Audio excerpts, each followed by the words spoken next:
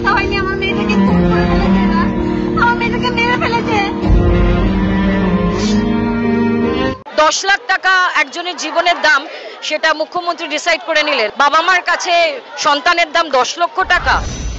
এই মুহূর্তে দাঁড়িয়ে পশ্চিমবঙ্গের পুলিশ মন্ত্রী এবং স্বাস্থ্যমন্ত্রী এবং মুখ্যমন্ত্রী একই মানুষ, তার নাম মমতা বন্দ্যোপাধ্যায়, এবং তিনি একজন মহিলা।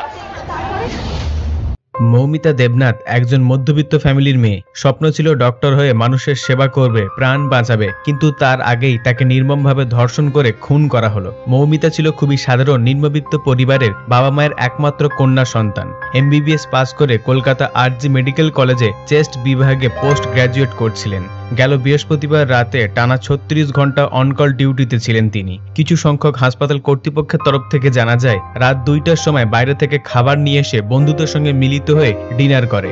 এরপর বিশ্রাম নিতে যান জরুরি ভবনের 4 তলার একটি সেমিনার কক্ষে। তবে সেখানে যে চিরতরের জন্য বিশ্রামে চলে যাবে সেটা হয়তো সে নিজেও কল্পনা করতে পারেনি। পরের দিন সকালে ওই কক্ষ থেকে উদ্ধার করা হয় 31 বছর বয়সী ওই তরুণীর অর্ধনগ্ন দেহ। মরদেহ উদ্ধার করার পর হসপিটালের কিছু কর্তৃপক্ষ তার বাড়িতে ফোন করে জানায় মৌমিতা আত্মহত্যা করেছে। পরবর্তীতে চাপের মুখে পড়ে পুলিশ এই ঘটনার খুন ও গণধর্ষণের অভিযোগ নথিভুক্ত করে। তারপর শুরু হয় চিকিৎসকদের আন্দোলন। পরবর্তীতে ময়না তদন্ত থেকে জানতে পারা যায় মহিলা ধর্ষিত হয়েছে এবং তাকে অনেক আঘাত দেওয়া হয়েছে। শরীরের বিভিন্ন অংশ থেকে পাওয়া গিয়েছে রক্তক্ষরণের চিহ্ন, গুরুতর আঘাতের চিহ্ন।